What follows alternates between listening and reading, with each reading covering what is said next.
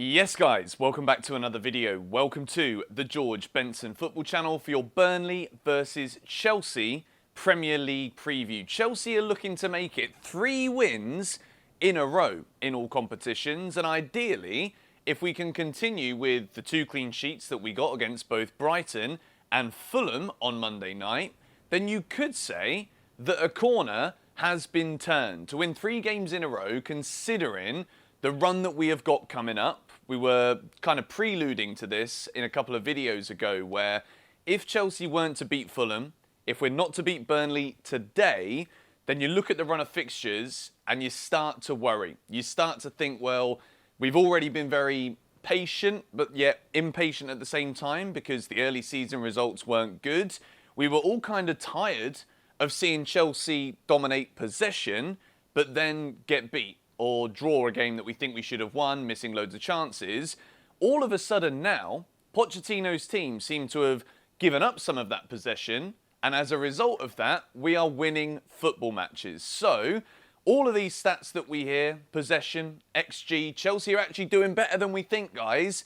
I'm going to hold off all of those, and I just want to keep seeing us win games of football. So we're going to build my Chelsea-Burnley 11. I'm going to talk about why I've selected what I've selected. But before we do that, I want to let you guys know about my Telegram. Top link in the description. I said it in the 6 Things We Learned video. As soon as we hit 5,000 followers in my Telegram group chat, then we're going to be giving away £500 to one of you lot. So we're about 650 away. Make sure you're following the Telegram. Give you updates there about my partnership with Go Markets, other little videos.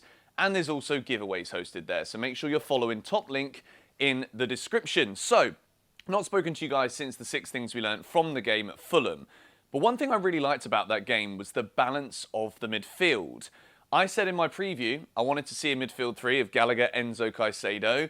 I got scrutinised for it, but turns out we saw that happen in that game at Fulham, and it was really good. Conor Gallagher was absolutely everywhere, was running around like a headless chicken, but with actual poise. He was doing things that we needed him to do, win the ball back. And what it allowed and enabled was both Caicedo and Enzo to spend more time doing the things that we know that they can do on and off the ball.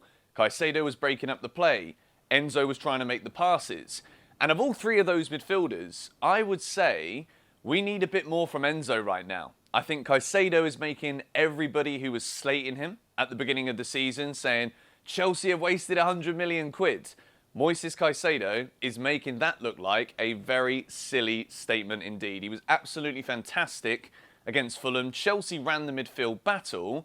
And as much as when you look at a 2-0 scoreline, you don't think we blew them away, we were sensational, we were incredible, this Chelsea team wasn't just going to go from not getting results, getting draws that should be wins, losing games that should be at minimum a draw, and then all of a sudden just start blowing teams away. What we are seeing here is small tactical nuance instruction from Mauricio Pochettino that has basically allowed Chelsea to be like, well, if we're dominating the ball, it gives the opposition nothing better to do than just sit back and wait for us to come, because we don't have that potency to break through teams, run through teams, whether that's quality or confidence or a mixture of the two.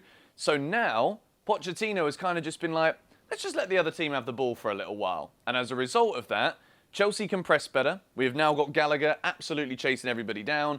Caicedo making the last-ditch tackles. I also want to say, credit to Pochettino. I know this is a flip-flop statement from me. I did not want Levi Colwill at left-back, but this is how good Levi Colwill is. He is a centre-back. He's always going to be better at centre-back, but Chilwell is now out for copious amounts of weeks. It looks as though Maatsen is being seen by Pochettino as more of a aggressive, progressive substitute at this point in time. Levi was fantastic again in the left-back role. And I think against Burnley, if we take it away from the Fulham game and we look forward to this match this afternoon, I have a funny feeling here that Chelsea, against the Burnley team, who Vincent Kompany has kind of been caught between 2 minds at the beginning of this season, keep trying to blow teams away like they did in the Championship, playing not the usual style of Sean Dyche Burnley football that we've been used to over the last decade or so. But instead of that, he's trying to get them to play. And I've got a funny feeling this will play directly into the hands of Chelsea Football Club in this match this afternoon. So, without any further ado, let's begin making my Chelsea 11 to go to Turf Moor and win today. And I've got a funny feeling we are going to win quite comfortably to build some momentum going into this tricky run. We begin with Robert Sanchez, a man who I've criticised at the beginning of the season, but he's got the most clean sheets in the Premier League. He was nominated for Save of the Month for a miraculous save that he made against Aston Villa to stop the game being an absolute embarrassment scoreline for Chelsea. And he is really starting to look as though he's growing into that Chelsea goalkeeping jersey.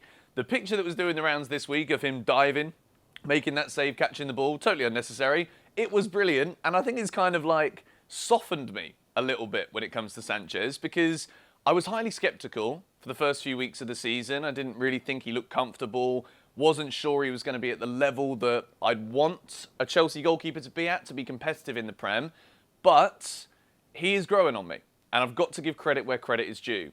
We move into a back four, and I'm not making any changes here to this back four. Marc Cucurella, he just looks so much better at right back. And I don't know if that's because Mudryk playing on the left, maybe there isn't a combination there to be had. Maybe he's not comfortable playing with Mudryk, or maybe the fact that he has to be a bit more conservative means we're seeing Cucurella not out of position so frequently.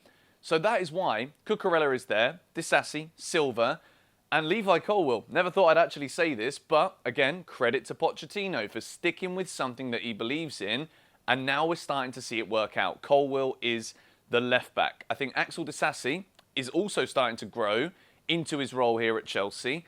Thiago Silva, Benoit Badiashile, still probably not fully fit and ready to come into things. It's a shame. And Reece James also is still not going to be ready, but he might be ready for the game against Arsenal. But I'm going to go with this back four, because if it ain't broke, do not bloody fix it. I'm pretty sure every Chelsea YouTuber will have probably said that if they've picked the same team as me in their videos leading up to this game at Burnley. Also, moving in to a midfield three, Enzo, Caicedo. That partnership is beginning to build. It's beginning to unfold into the kind of tactical partnership that we thought it could be. Caicedo can win the ball, Enzo can progress the ball, and then Conor Gallagher can be the man to connect things up together. Cole Palmer has also had a brilliant impact in this Chelsea team. He looks like he's got this composure, this calmness on the ball.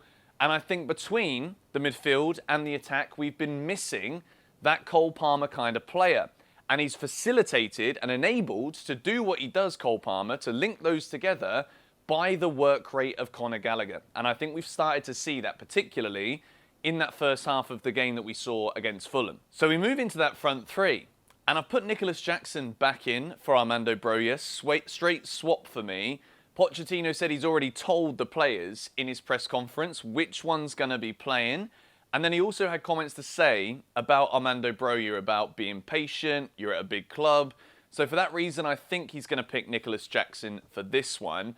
And I do think this is the kind of game where Nicholas Jackson's going to get opportunities, potentially with little runs in behind. Mudryk is on the left as well. He is reportedly going to be fit enough to be able to start again for Chelsea after coming off at half-time for a precaution in the game against Fulham for a little knock on his knee. I've just got a funny feeling. From all the things that we saw starting to build in the game against Fulham, you've also got Leslie Ugochukwu, who's on the bench for me today, who seems to be able to come on and bring a little bit of calmness towards the end of the games. And I'm not going to make the comparison too soon, but I am going to throw it out there. Why do I get these John Obi Mikel coming on under Mourinho to see the game out vibes from Leslie Ugochukwu? I think Pochettino is slowly starting to get an understanding as to the roles that players are going to have in this squad. There's no start for Raheem Sterling here. I think Chelsea were magnificent in the first half. When Sterling came on against Fulham, granted he apparently had some virus, but he didn't really add anything. And I think Cole Palmer at this point, I prefer him to start. Yes, Sterling had a decent start to the season, but don't change what you don't need to change. The only change I've made is Jackson coming in for Broja. Let me know your thoughts on this in the comments down below. I did have a Paramatch bet boost for this game today, which was over 2.5 goals in the match, Mudryk to score any time, Chelsea to win the game was 21-5. It's now 5-1. So I'm also going to leave a link to that. So if you want to back my boost, that is going to be in the description too. I've got a feeling Chelsea will win this game. I think Burnley might score, but I think we're going to go one better. We won 1-0 against Brighton, 2-0 against Fulham, 3-1. I think we beat Burnley in this game today at Turf Moor. A win is a win. I just want to keep seeing us win matches, because when we go into these games against the bigger clubs, the teams that are continuously above us in the league, we've got a horrible run now, but I just think today we could demolish Burnley. I've just got a little feeling. Let me know yours in the comments down below. Let me know what you think of my team. Let me know your team in the comments down below, and score predictions as ever. And I'll see you after the game for 6 things we learned. Come on, you Blues.